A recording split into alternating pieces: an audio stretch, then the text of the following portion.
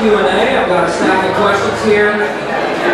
We won't take too long, but 'cause I know a lot of you are standing up, but we do want to get into as many of these questions as we can, but I'm not going to promise we're going to make all of these questions. So hopefully we'll get at least to most of them, all right? Okay, the first question, Tim, has to do with, in terms of when do you feel like it's an appropriate age to be speaking to children about these things? An appropriate age to speak to kids about pornography, that kind of stuff? This person has the talk in parentheses, so yeah. Well, the average age of first exposure to pornography is 11. I think that tells us somewhere around age 10, but at least got to start speaking to our kids about this stuff. Because if they're not exposed to it at home, even if we take every safeguard, their friends, kids in church, etc., will start hearing things and possibly starting to share information about things. So I think from a very young age, you have to have age-appropriate talk. The talk is a misnomer. You don't have one chat with your kids and then just say, if you have any other questions, ask me. This is an ongoing conversation with your kids as they grow up, as they learn more about the world. You're continuing to talk to them about these things. So I think when they're very young, 9 or 10, you start to have the conversation about there being yucky stuff on the internet, or naked people on the internet, those sorts of things. You break them in slowly, and over time, talk about more advanced things as they go through. There's naked people on the internet? Couple. I presume this is a side-by-side type situation in terms of the talk. Yeah, I think it can be, certainly. Yeah. Especially as it goes on, they get older. It's more awkward. A little more detailed. There's actually, I grouped a few questions here. There's actually several questions about screen time. What do you think is appropriate? What do you do when you're busy and having to preoccupy your kids with something that's not going to be messing up where you just cleaned up and that kind of thing? So give us a little help on screen time. Well, screen time is tricky because we use our screens for so many different things. So that 7 hours and 38 minutes a day of screen time, some of it is watching mindless stuff on YouTube, some of it is just okay entertainment. It's okay to let our minds just relax sometimes and watch. Some of it is education, right? If you're homeschooling, chances are your kids are watching some screen time, some video training, teaching. So I think we've got to distinguish between the different kinds of screen time and then allocate it appropriately. Through a device like the Circle that I talked about, you can allocate a certain amount of YouTube time, a certain amount of Netflix time, and allow your kids, today we're going to give you an hour or 2 hours or half an hour, whatever it is. You can reward if there's, good day today, I'll give you an extra bit of time. Things like that can happen. So I think it varies so much from situation to situation, family to family, context to context. I can't say, here's how much screen time to give your child at this age. As parents, we have to make those decisions. I don't think it's necessarily wrong to have your kids watch some Netflix while you're tidying up the house and just trying to keep them occupied for a bit. Go with the wisdom God gives you, pray about these things, and trust that God will give you wisdom to do what's wise. Great. This is a good question. I have no idea what the answer is. Is there porn on YouTube, and do these filtering Covenant Eyes, such as Covenant Eyes, and I would say also the Circle, do they filter porn from YouTube and stuff? Yeah, there is porn on YouTube. Just about anywhere online there's video, you're probably going to find something pornographic. Just look at Netflix and the stuff that Netflix carries. It's amazing how much really awful sexually explicit stuff there is. There is on YouTube. In theory, YouTube's job is to find what it believes you want to see and to show you those things. So there's no neutral place to go on YouTube. It's always making decisions and showing you videos it thinks you will want to see. So if you're not that interested in pornography, chances are it's not going to pop up in your feed. If you do start to show an interest, you're more likely to come across more of it. Some of the pornographic content is sort of hidden, so there's certain searches children can do, and those will actually bring up videos that look innocent but are actually pornographic. You just got to be aware of it. Circle's not going to give you a lot of help. Covenant Eyes is going to give you a lot of help with that if they're well hidden. So as a parent, you need to have some awareness. It's not a huge danger, I don't think, but it is a possibility. Great. Just kind of following off that, if you discern, perhaps your son maybe discover, or he comes to you, or one of your children comes to you and admits some level of involvement, or they're looking at porn, where do you draw a line in terms of chastisement and discipline as opposed to forgiveness and kindness and showing a level of warmth to someone who's struggling with those things? So there's a difference between catching your kid and your kid admitting something. You know, if a child is coming to you and saying, I'm struggling in this way, I think you as a parent and are glad, you're thankful that they brought it to you, and forgiveness is easy to extend. That doesn't necessarily mean that you won't be taking abilities away or giving close monitoring, but catching your child, and especially repeatedly catching your child, and children who are being very deceptive, teens who are being very deceptive, really doing their best to look at stuff and then make it look like they're not, or cover the tracks. I think it's a very different thing. So yeah, for all that, at some point we have to let our kids be who they are, right? We can't. There's some parents who so crack down on their children that they live in fear of what their children will see, and they can be really, I think, almost cruel and overbearing. So somewhere in there, you know, especially as our kids get older, you might say, look, this is our internet connection. You're not using it for those sorts of purposes, so we're cutting you off altogether. If you want to go look at porn on your own device and your own internet connection, then you're your own person. I think parents can get a little, I don't know, they can just be overbearing in that way. But no, I think extend forgiveness to your children when they seek it. Do your absolute best to help them, to serve them in that. But then realize at the end of the day, they're going to make their own way in life as they're older. So as they get older, to some degree, you just have to entrust them to the care of the Lord, and trust that He will, if not now, work in them. I had somebody write me just very recently, whose teenage son is really deep into pornography and continually going back to it. And I said, well, how many of us in life could say we had to really bottom out before the Lord rescued us from our sin? Maybe that's what's going on with your son. He's got to hit rock bottom and realize the full extent of his depravity, the full extent of his addiction before God will really deliver him from it. So pray for him and grieve for him and tell him you're there as a resource. Maybe say you're not going to pay for this, but at the end of the day, he's becoming his own man. You just have to leave him there for him. And just kind of, I would say, like parenting 101, when they are unrepentant and not broken over their sin, this is when punishment and chastisement comes into play. When they're broken, you're not bending them over your knee and saying, you know, I don't care if you're broken, I'm still going to hurt you here. There's an idea that they're broken for their sin, they want to get right, and so they're looking to you to help them, and they're broken for their sin. So I would ask another follow-up question. This has come to me a couple times as a pastor. A couple times, a father of a student in the youth group, girl or boy, has come up to me, and the student does certain things in the church, and they have discovered that their child is looking at pornography. And that child is broken over, and that child doesn't want to look at it, and they're trying to work through processes and implement some of the things you talked about. But both times that this has happened to me, the parent has been really worried about, should we, punish this child in the church? Should we do some kind of church discipline, or should we pull this person out of ministries and stuff? And because they're struggling with this, what are your thoughts? I mean, I know it's not cut and dry; it's a case-to-case thing, but give us some guidance on something like that.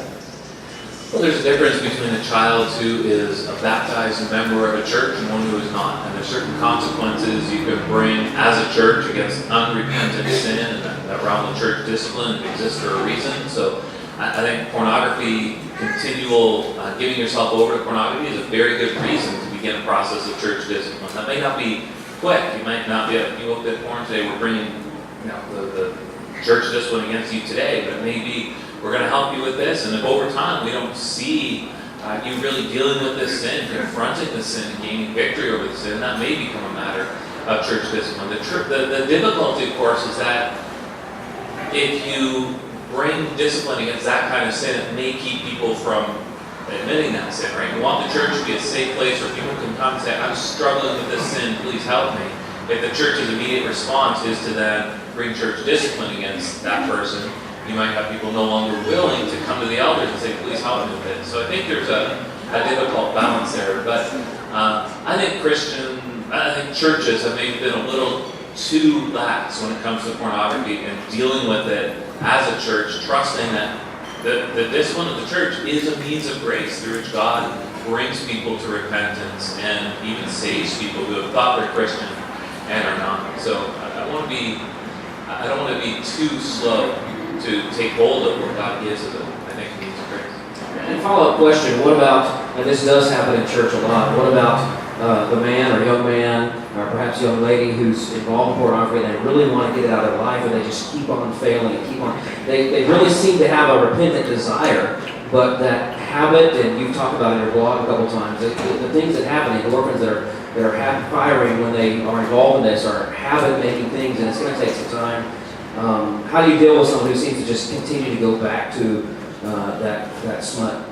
Yeah, there are sins, right? Each one of us can think of sins in our life where we realize we should be much farther advanced against that sin than we are today.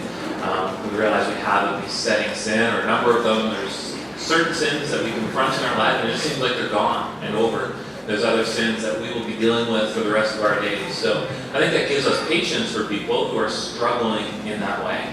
On the other hand, part of the thing that sets pornography apart from another sin is, okay, so I'm walking down the street and I stub my toe and I say a bad word. That's sinful. But it's a sin that happens in an instant. That's different from a sin like pornography, where there's a whole path. There are many points along the way where I could stop that sin. Pornography doesn't just happen. There's a pattern that leads me to it. It's feeling sorry for myself, and then it's going someplace where I'm alone, and then it's going on the internet, and then it's looking at innocent things, but increasingly less innocent things, and then finally you're actually looking at pornography. So I want to distinguish between those sins of an instant and those sins that really, there's many points along the way where the Holy Spirit is bringing conviction of sin and you're shutting down. You're ignoring that early warning system of conscience that God gives us. So I think we, as people say they just can't get over that sin, we need to trace it back to the root. Where does that sin really come from? You don't just commit that sin. Let's go back. Let's take it back to its root and say, okay, it's that feeling sorry for yourself. You're miserable because you're in an unhappy situation in life right now or something. Let's go back to the root. And if we deal with that, then hopefully we'll see greater victory for a longer period of time than if we're just treating it simply. That's fantastic.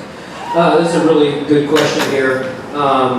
He or she is asking about, you talked about last night, leading a life of diligence and quietude and just doing your best. How do you justify then as a church, if the church is supposed to be like that, then having a website and having a blog and putting yourself out there in a sort of advertising way? How do you justify those two things?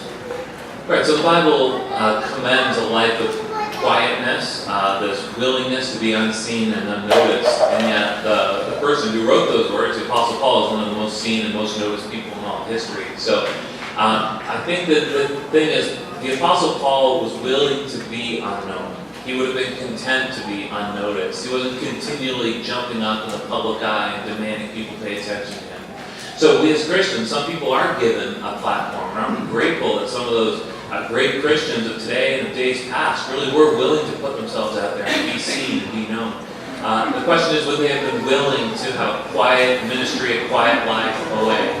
Unless if you're a person who has to be in the public eye, I think that's very different from someone who's willing to not be. So I don't think it's at all contradictory to say our church is going to make itself known in the community through a website, through a sign out front, through flyers, through going knocking on doors, through making ourselves known. I don't think that's at all contradictory to a willingness to be unseen and unnoticed. That's really good. And I would just say this, I'm always drawn to teachers and leaders who are that way, who don't make much of themselves, who are not trying to put themselves out there and loud and boisterous. And honestly, that's one of the reasons, Tim, why I was attracted to you. I met Tim on that trip to Europe, and we went and did the Reformation tour, and Tim was in our group, and he's well known in certain circles, and he could have been, walking around signing everybody's Bible and talking really loud. And I was just drawn to him because he was just kind of quietly going around taking pictures like everybody else, wore his name tag, and just it seemed like he was very content to do exactly what he said, to be a nobody.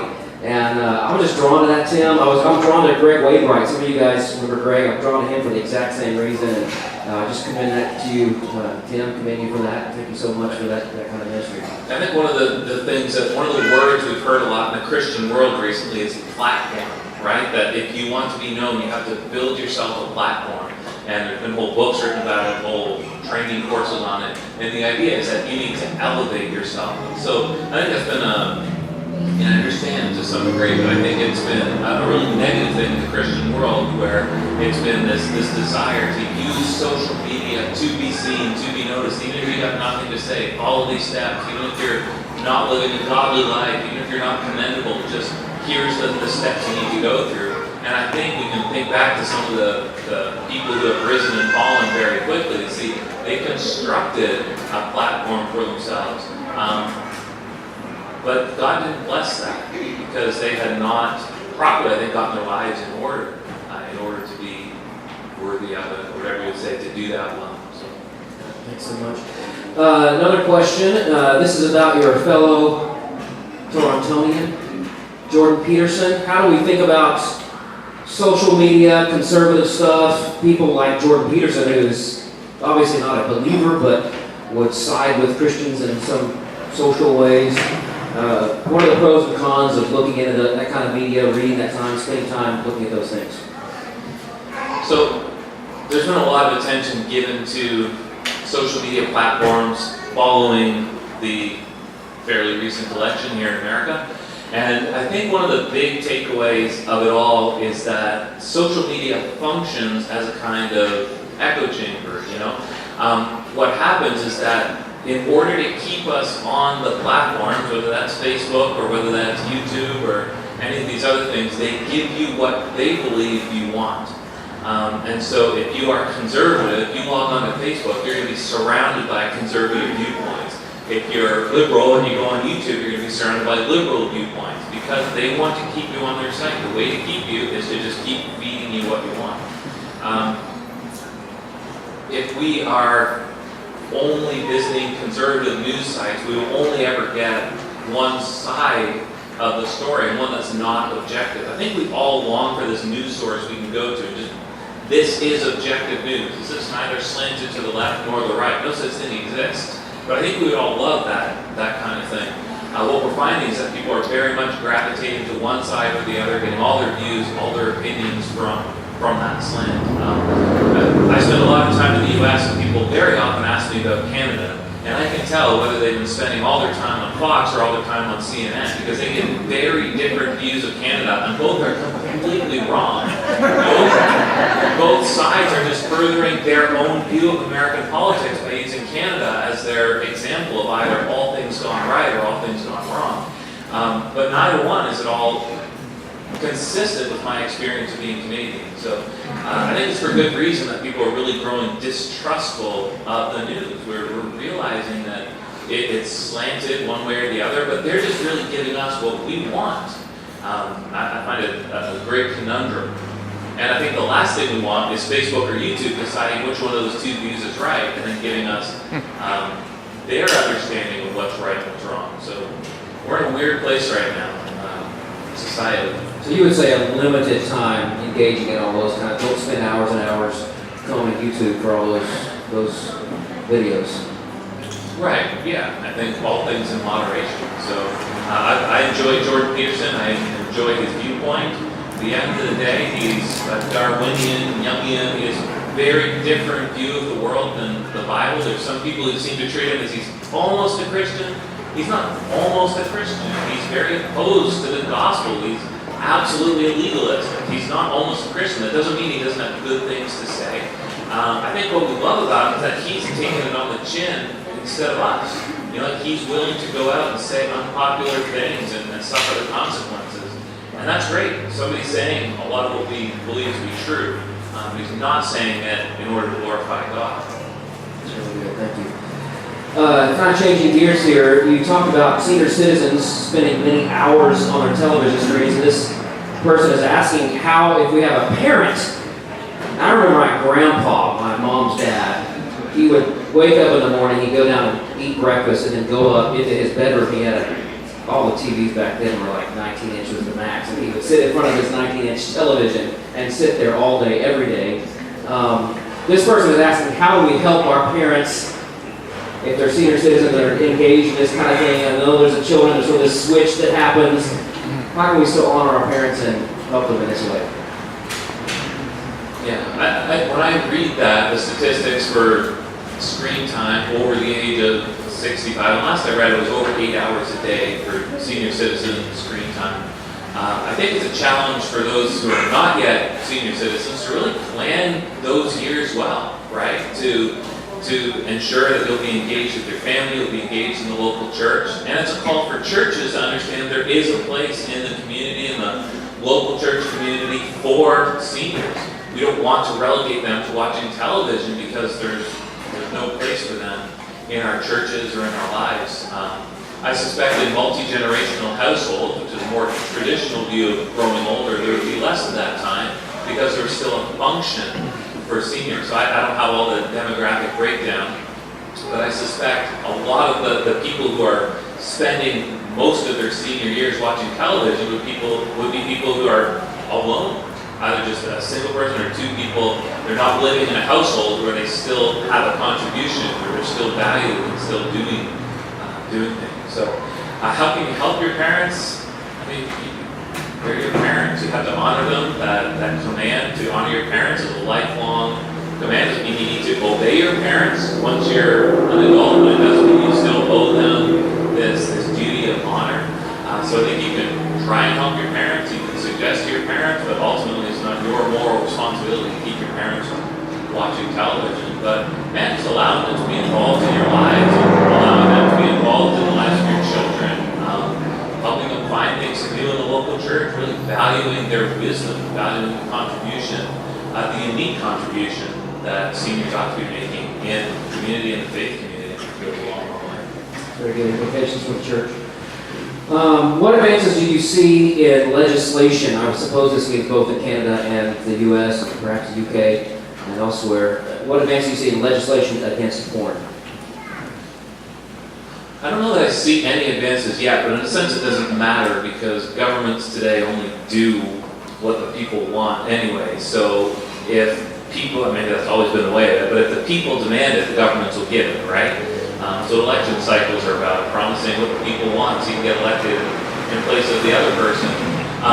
And so I think if the will of the people changes and people are starting to identify pornography as being as evil as we believe it is and doing such evil things to our young people, then I think that will pretty quickly change. So I'm seeing small maneuvers in Canada, a few politicians who are really focusing on that. We've got groups that are trying to reach the people in Parliament in Canada, trying to do the same in the States.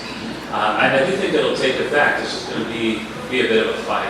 And I'm kind of hoping that might be one of the ways God uses this Me Too movement. Which, I mean, there's lots of concerns with that movement. Of course, it's not a Christian movement by any sense.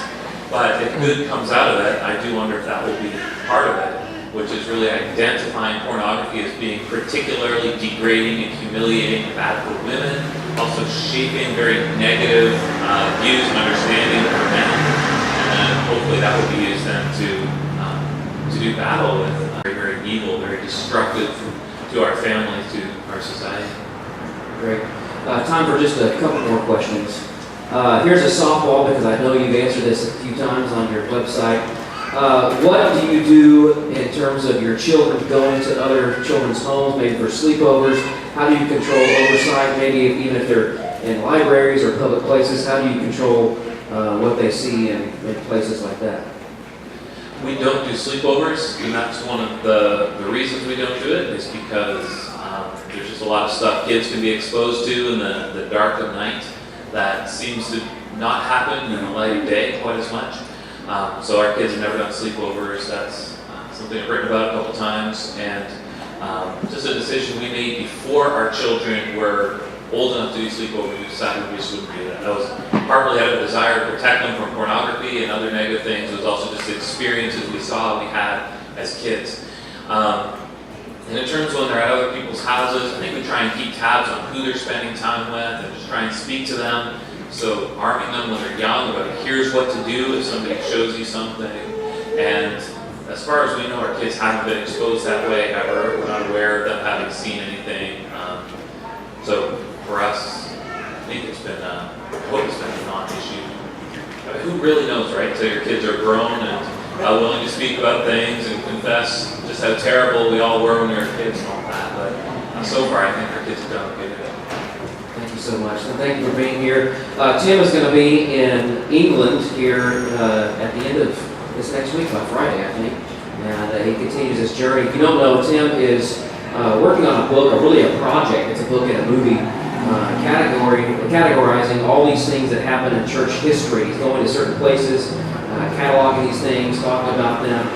You can go to his website and find out about this, and then I think at the end of 2019, beginning of 2020, he'll be publishing a book, and I think there's a documentary that's going to be coming out around the same time. I'm not allowed to tell people that. Yeah, it's too late. So I know we can pray for you in your ministry. We can pray for you in all the travels you have. How else can we pray for you? Yeah, I think it's staying faithful in ministry, and then this travel project is huge. And it's tiring traveling the world. It's also kind of fun. It's my family that really bears the weight of it. So I think pray for my family. They're gamers. We worked it all out before I went. We talked about it. So they're on board with the project, but it is hard for them to have me gone for what works out to be about a week every month, as I do this round the world thing for about 12 to 14 months. So I think prayer for them would be huge. God will sustain them while I'm gone. Great. Let's give Tim a hand and thank him for being here.